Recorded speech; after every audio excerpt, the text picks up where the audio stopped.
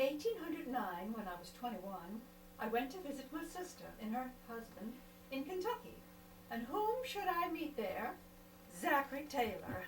And a whirlwind courtship developed, ending in our wedding on June the 21st, 1810. We were married in the double log house of Peggy's sister. Then began over 35 years of my being an Army wife. We actually did have a place to call home, an inherited farm near Louisville. But mostly I traveled with Zachary wherever the Army would send him. The history of the early years of our marriage seemed to be giving birth on my part and new posts on Zachary's part. 1811, our first child, Anne, was born. 1811, I was sent to Fort Knox in Indiana Territory. 1812, Fort Harrison on the Wabash River. 1814, Fort Johnson in Illinois Territory. 1814, Sarah Knox was born. Zachary also left the Army after the War of 1812 and spent a year farming in Kentucky.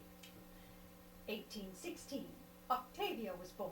1816, I was sent to Fort Howard in Green Bay, Wisconsin. 1819, Margaret was born. 1819, I was promoted to Lieutenant Colonel.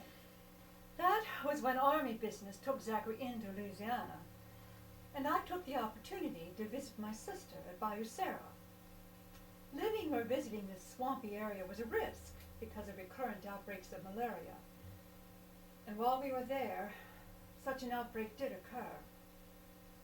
I became ill and I could do little as I watched my two youngest darlings, Octavia and baby Margaret, succumb to this horrible disease. The loss of my children devastated me. But as I wrote to a friend, I faced the possibility of the irreparable loss of my wife. I further commented that feminine virtues never did concentrate in a higher degree in the bosom of any woman than in hers. Fortunately, Peggy recovered, but she'd always carry both the physical and emotional scars of that horrible experience. 1823, I was stationed in Baton Rouge. 1824, Betty was born. 1826, I served on the militia board in Washington, D.C. 1826, our last child, Dick, was born. 1828, saw me at Fort Snelling in Minneapolis, Minnesota. 1829, Fort Crawford, Wisconsin. 1832, I was promoted to colonel. Now, it was about this time that some real stability occurred in our lives. I had purchased some land and started a rather large plantation in Louisiana. Plus, I was stationed for an unusually long time at Fort Crawford once again. Maybe our gypsy lives were over. I know it was not easy on my wife. You know, I once wrote my brother, Peggy says she's very lonesome and is in hopes you will be as good as your word in paying us the visit you promised. And if you come, you must bring her some cotton for knitting.